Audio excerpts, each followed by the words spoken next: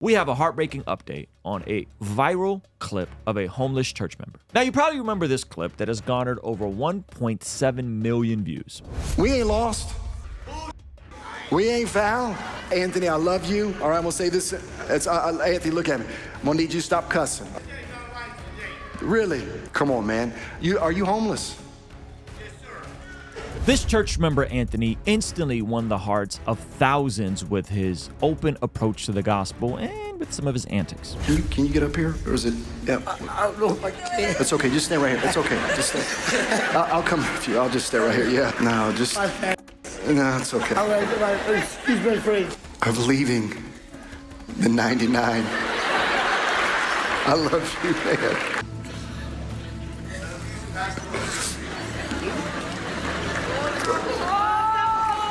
Pastor Newton beautifully redirected the entire church's desire from just giving Anthony money to giving him actual resources that would help change his life. In my last podcast with Pastor Ed Newton, Pastor Ed revealed that Anthony admitted himself into rehab. And I said, Anthony, what's going on? He said, man, I got a bus ticket. I said, to where? He goes, I'm getting my life back. I'm going to rehab, Ed. Right now is where we're having this interview. Anthony is in rehab, gets out at the end of the month. And he said, when I get out, he goes, I want to have a party. And now 7 months later, I think many of us are dying to know, how did this turn out? Pastor Ed Newton was back in my studio, actually along with my pastor, and gave an update on Anthony. And that update is quite sobering. But before we get into that, guys, my name is Ruslan. This channel exists to encourage, empower, and inspire you to live a life that blesses God. Sometimes that means having conversations with different pastors and getting updates on different viral clips. So if you're new here, or if you're not new here, do me a favor. As a huge percentage, I mean a huge percentage of the people that watch this channel, unfortunately, are not subscribed. So hit that subscribe button. Now let's jump into this conversation with Pastor Ed. Pastor Ed, can you give us an update? I feel like your life has probably changed a bit since we first encountered you in the viral video of Michael and Anthony. And long story short, for you guys aren't familiar with it, Anthony, in the middle of Pastor Ed's message in front of thousands of people, starts kind of preaching back at you, but cussing. Yeah. and you stop, and you have this very awesome moment where you engage with him, and you guys get him some treatment and get him some help. Just kind of give us an update of what is the latest with Anthony and Michael, who helped bring Anthony to church that day. Well, I always want to give you credit, because it was a moment where I didn't even know that video went viral, because we didn't put it out. Somebody in the congregation put it out. And then I knew there's a guy, hip-hop artist who you know by the name of Jarrell Flowers, who texted me, and he said, hey, you made it to the Ruslan podcast. And I was, at that moment, I was like, hey, man, I don't know who Ruslan is. He's like, no, he's legit. Like, his voice is huge for people like me. And when he said that, I was like, man, then that's 100 for sure. So we came out here. You know, that thing just broke loose. Michael, who honestly is the star of this story. And you brought Michael last time. I brought Michael. He had never been on a podcast before. Yeah, he was great. And he did a great job. And his world blew up a little bit. And I don't know if I got a chance to tell you this, but his Instagram just caught on fire. Let's just say a lot of young women. I was going to say, Michael's single, right? He's single. Yeah. And he looks like not anymore. No, he's still single. He's still single. Michael, and it looks like Michael B. Yeah. I mean, like, he's Creed. Yeah, he's a good-looking guy. He's a good-looking dude. Yeah. And the coolest part is when we came out here and we stayed in the hotel, he was my roommate on this trip. And I didn't know him outside of the moment. And then all of a sudden, our world blew up. We're on a podcast here in California. We're in San Antonio, Texas. And that's probably a trip for him, like going to CBC, and then he's bunking up with the pastor. Who he's been going to our church for multiple years. We've never had a conversation, and now he's my roommate. That's amazing. And so we come out here, and I said, Michael, how are you handling this? He goes, my mom monitors all my DMs. Good. That's great. Good. So his world, and he's still faithfully serving in the church. From that moment where Anthony interrupted the service, we attempted to get him help. And we put him into a space in Texas, right outside of San Antonio. He was there for 28 days and got into an altercation. And so if he got to the 30-day deal of sobriety in that space, then we were going to throw this massive party at our church, because he became a viral sensation in our city, which actually messed up his world because of the fact, and it's nobody's fault, it's just the fact that he had now accountability. When you actually think about this, like you go, you ever looked at those moments where Jesus looked at people and said, do you want to be healed?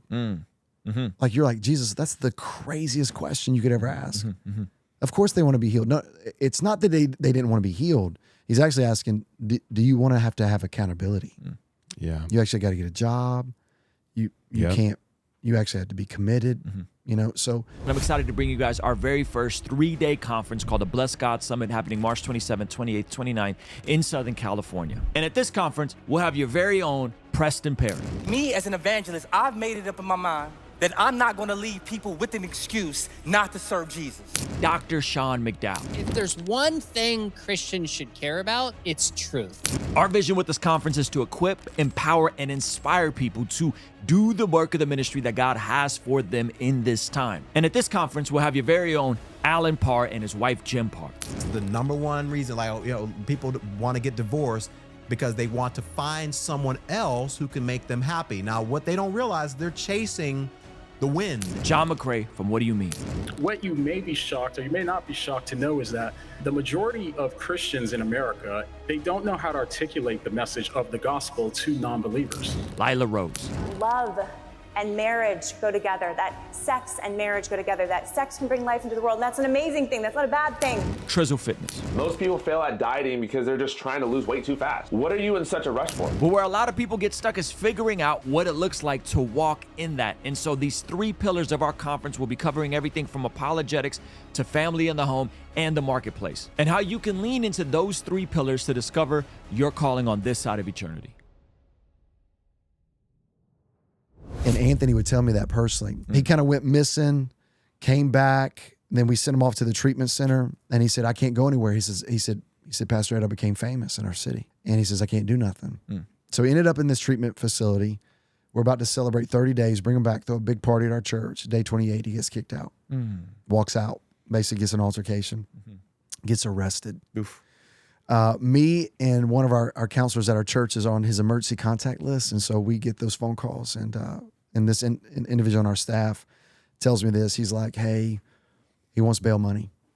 And we had to make a decision in that space. And so we didn't give it to him, but he got it from somebody else. So he gets out of that particular prison, comes back to San Antonio, and then he gets arrested again. So currently he's incarcerated at this particular moment. But this is what it goes back to is I also know in the penitentiaries in our city that they get those tablets, and they get that app that allows them to watch our services. And we've also have ministry in those areas. So we just believe in faith that somehow, some way, the gospel is getting to him in a place where he needs to be cleaned up and sobered up in a space. I'm not saying that sometimes those inmate environments are just as proliferated with paraphernalia as well. Just praying he gets cleaned up, sobered up, because God's got a great purpose and plan for him. But what's the part that nobody really knows here in this whole dynamic is what it did to viewers that were disenfranchised with the church. That's the part I did not know. Right.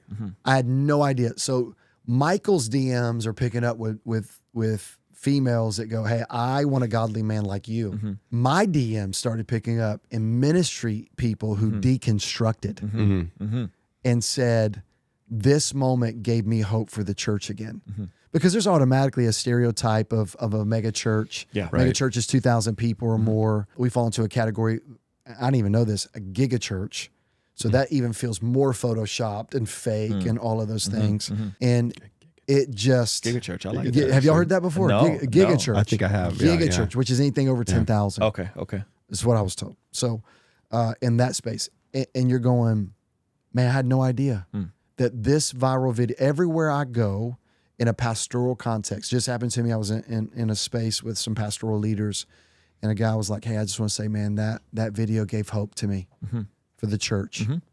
That the church can actually, I didn't know this, that there are now pastors that are making their pastors watch the video to be able to know how to handle situations more in a spirit-led moment.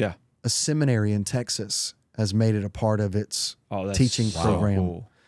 And Zach Macareebs, I believe is how you say his name. He was the preacher of the revival in Asbury that just was global. He said something to me personally. He said, Ed, he said, you can't teach people that. He said, I just want to speak prophetically. He says, it's when in a moment of stress, what gets squeezed comes out. And I'm just encouraged by the fact that there are people coming back to church, names that you and I know, that have deconstructed or walked away, got burnt by the church, and now are going, I've found hope again. That they're, and we're just one of many churches that operate this way. So yeah, that's the context of it. We're still praying for Anthony. Yeah. Believing in faith that God would redeem that story to the fullest measure, and we'll get to have that party. Yeah. Yeah. Well, I mean, as someone that's has quite a bit of family that I would say loves Jesus, but struggles, whether that's addiction, sometimes sitting down and taking a break in jail is actually one of the best things that could happen to you. And that may sound harsh and that may sound like cold, but it just is what it is, man. Sometimes people need a break because they don't have the resources and or the practical motivation to detangle all the things that made them who they are. And so sometimes you just kind of need to just hit pause, you know, and I'll tell you who some of those people are offline. But even in what you're saying, I mean, I don't think he would mind saying this because he said this publicly when we did the Pastor's Day event. Chandler Moore from Maverick City said he was in a rough spot with the church, and seeing that video gave him a lot of hope. And then he brought you on stage to do a gospel song together, which I was looking at Pastor Jeff and I was like, is there anything Ed doesn't do?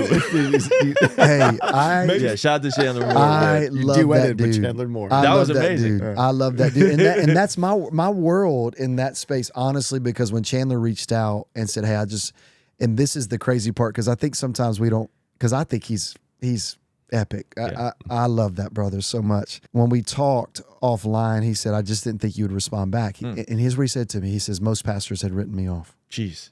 Wow. That's crazy. Ouch. And man, I get emotional thinking about it. Just how God brought our lives together. And I said, well, I'm not that guy. And I said, man, would you come sit at our table? You know, your family, come be in our home. And that video impacted Chandler. For that I'm grateful.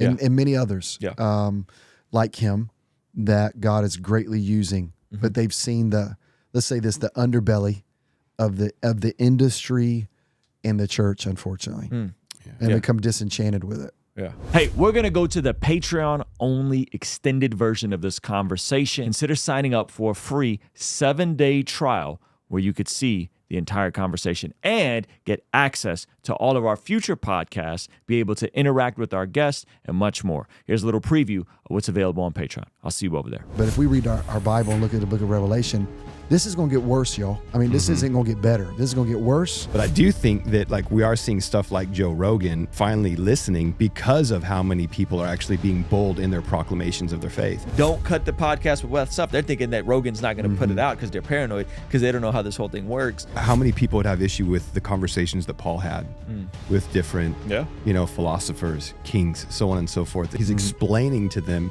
But the moment that your rhetoric does not match up with the government, that's the first thing. I'm just going to go ahead and say this prophetically. That's the first thing the government's coming for. Ruslan